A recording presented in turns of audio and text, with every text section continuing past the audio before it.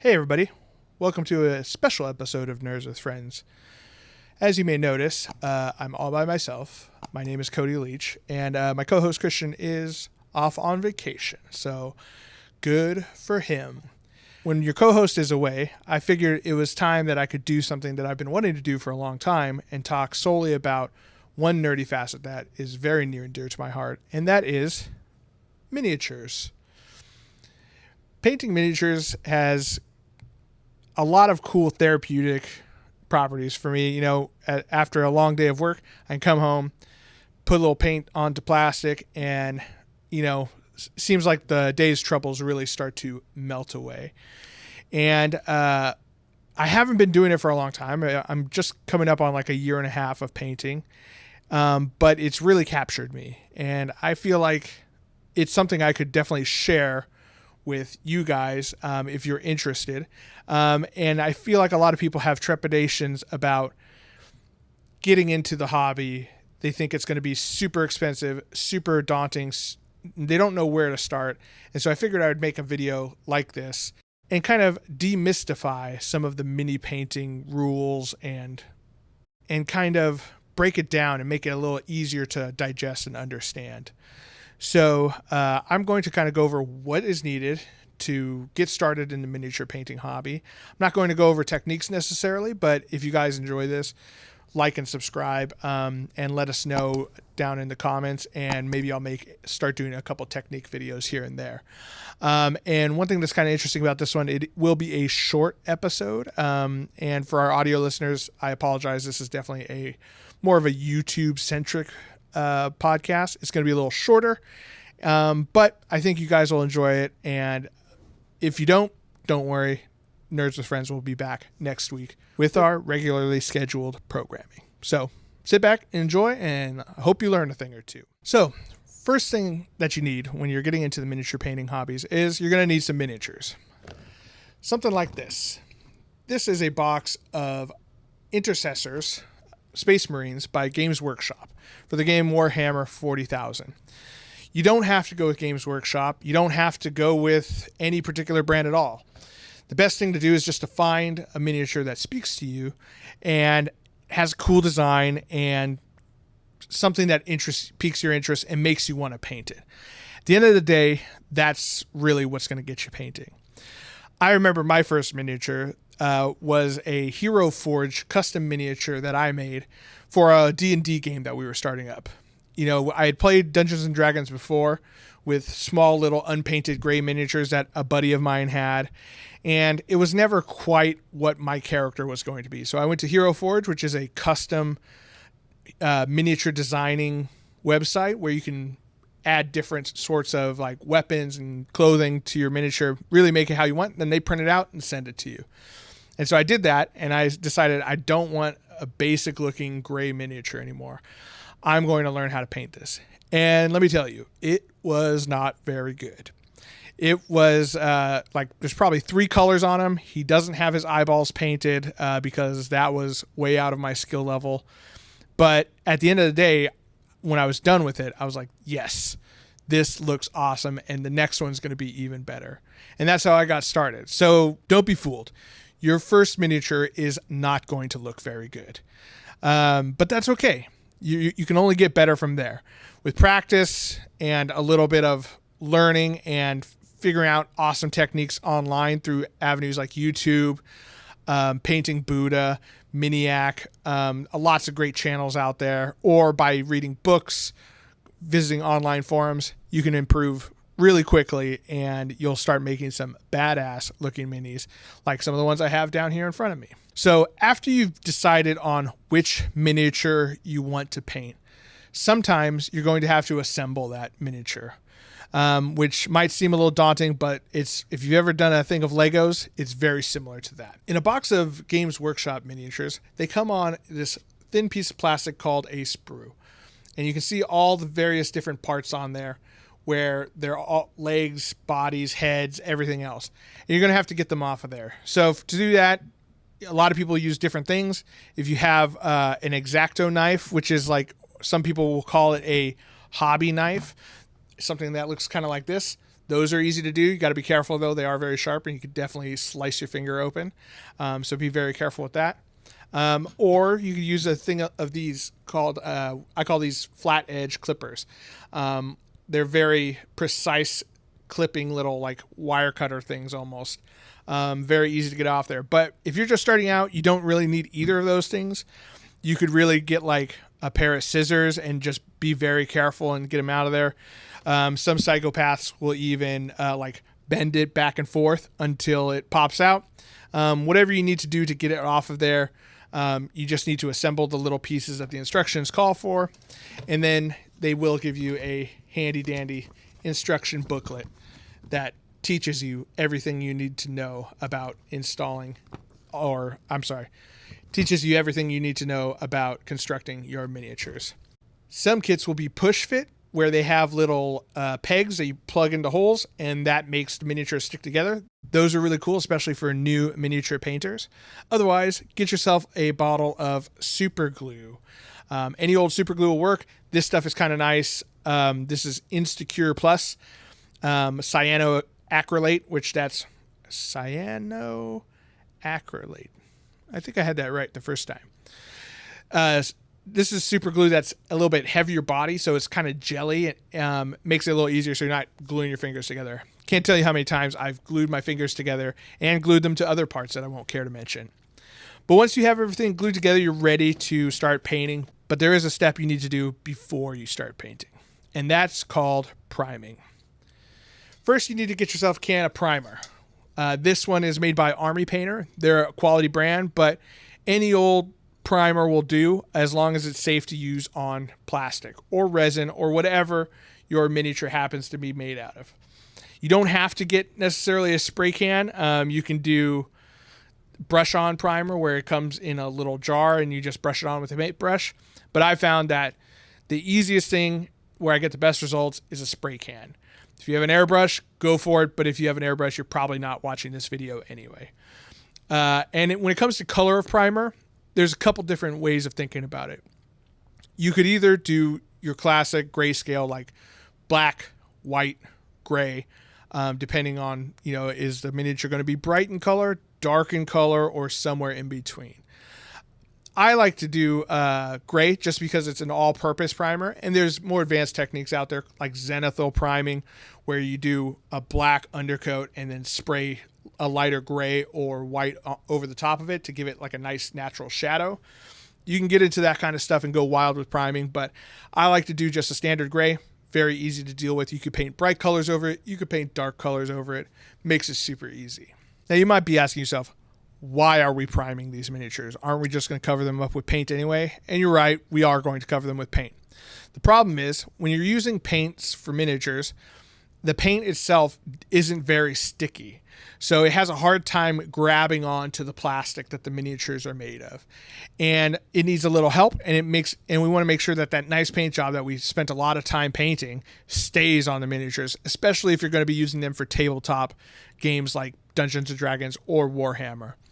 And so the primer helps kind of bridge the gap between acrylic paint and miniature. So it makes it stick, makes it stay on there, and when you knock over your miniature, it's not going to chip off and fray away.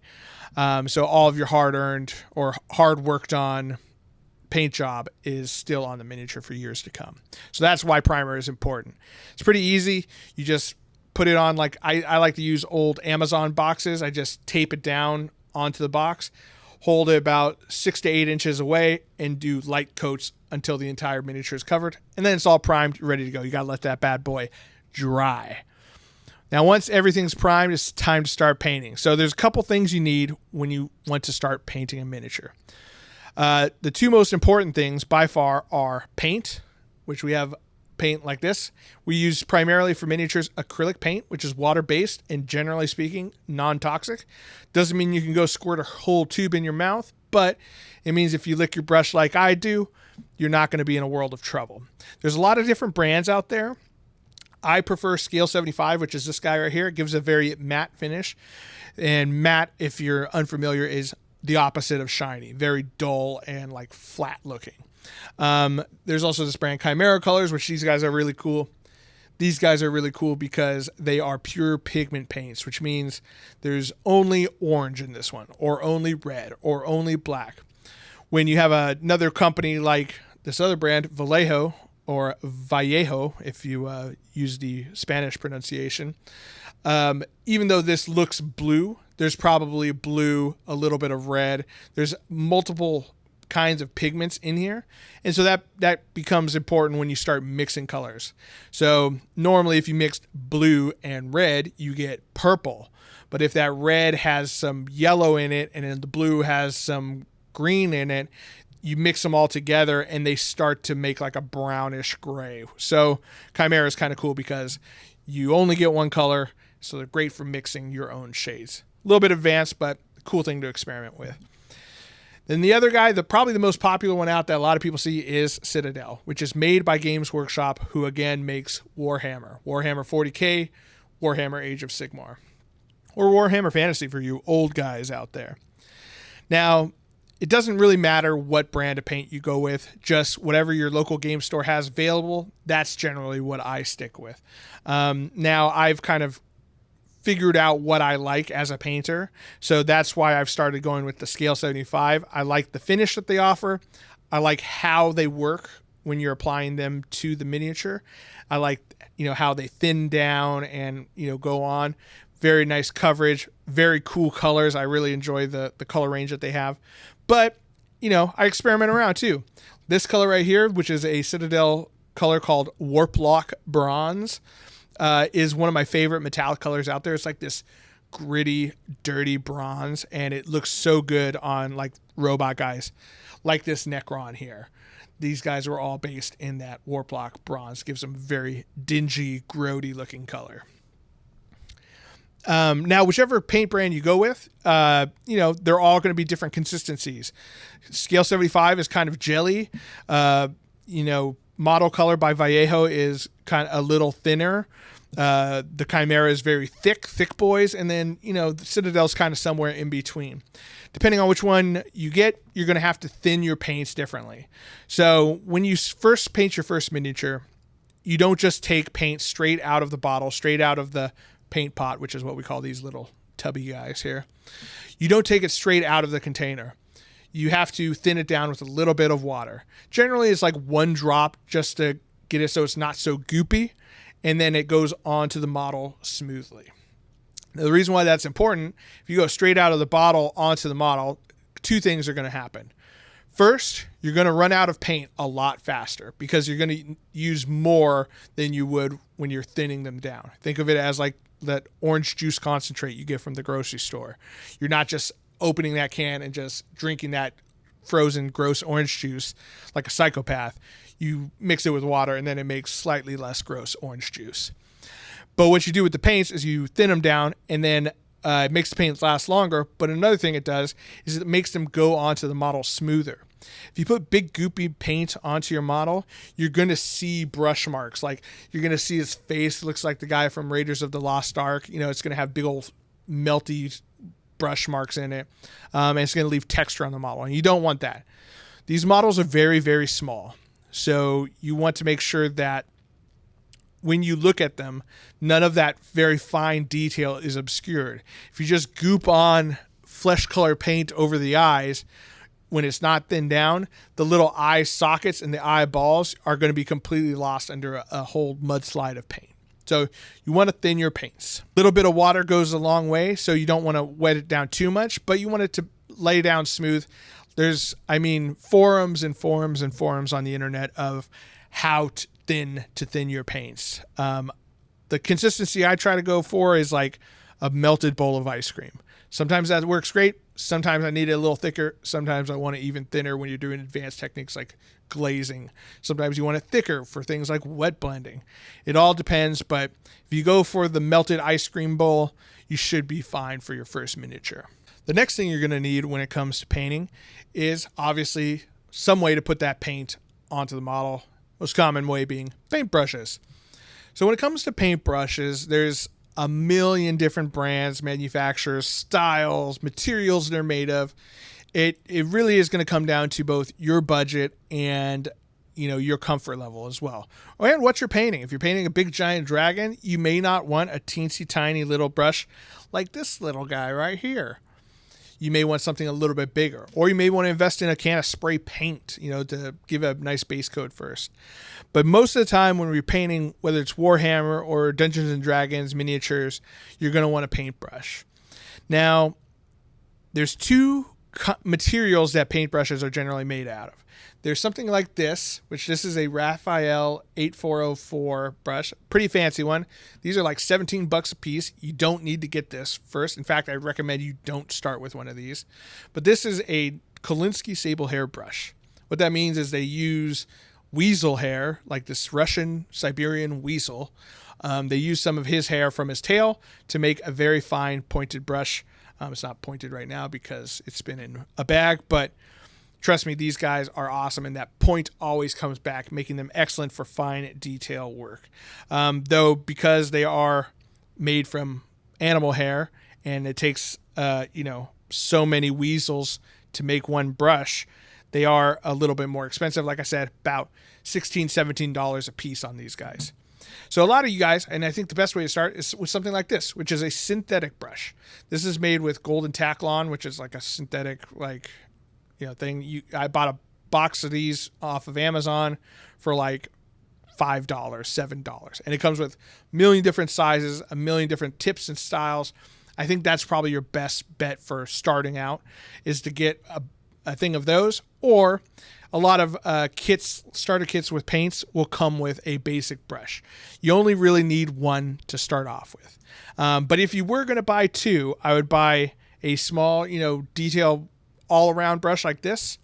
And then the second one I would get would be something like this, which you can see this is a very bristly brush here. We call this a dry brush.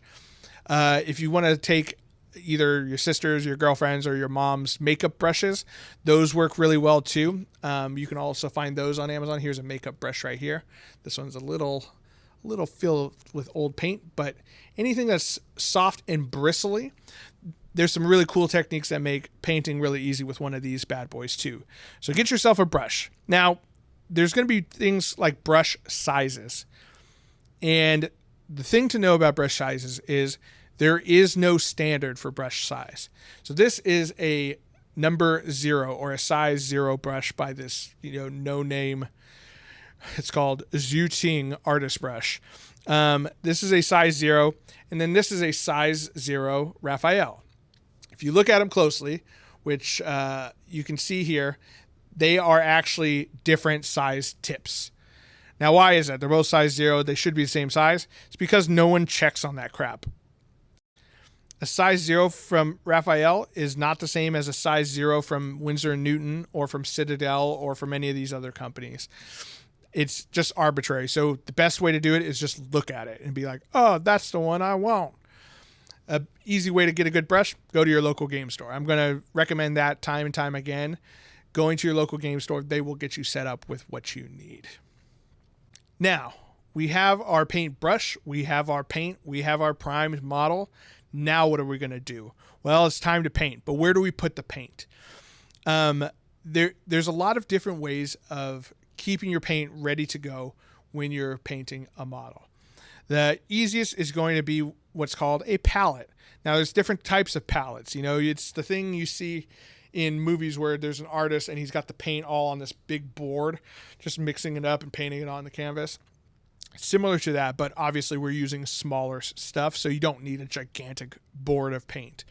There's two main types of palette. There's dry and wet. I'm going to recommend for most people using a wet palette, and here's the reason why.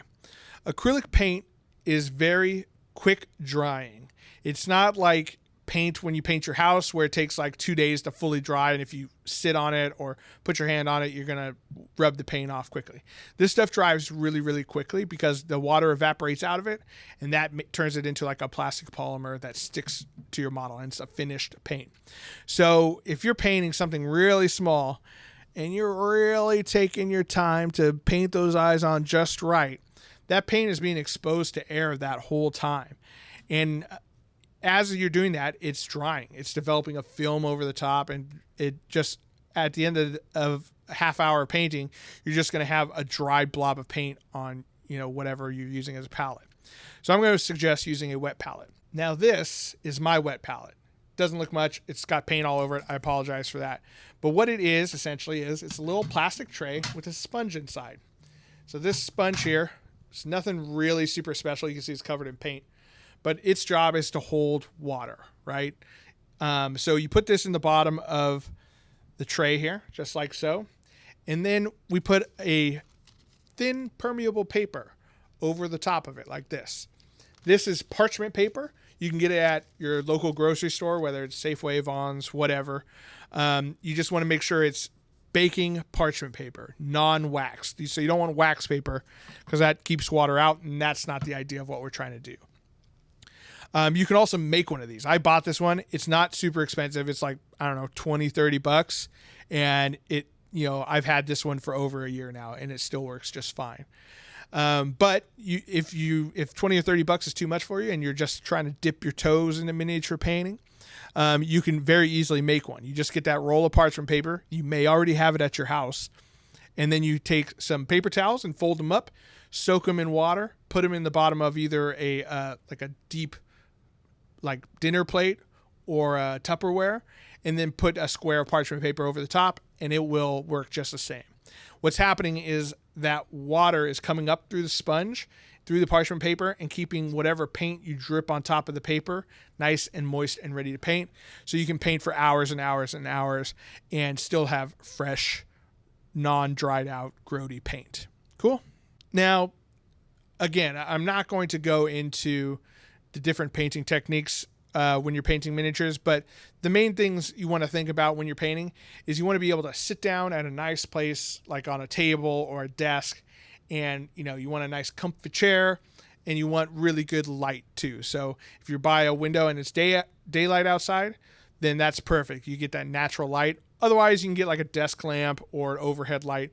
You just want to make sure that you can see what you're looking at, right? You also want a nice clean working area where you're not like cramped, where you're trying to like paint stuff and you're knocking stuff over. You want a nice open area. And you want to be able to put your elbows down onto whatever surface you're painting with, so you can stay nice and steady and really focus on what you're painting.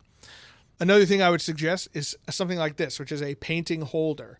These are really cool because if you have a miniature like this and they have a little round or square base on them, you can put this in here and it holds tension on it, so you can sit and paint it without having to hold on to the tiny little brim. It gives you a little bit more ergonomic grip to it. Now this is one that I've bought from Citadel, again the company that makes Warhammer, but you can use them out of anything. I use a lot of like old corks or pieces of wood, little blocks of wood.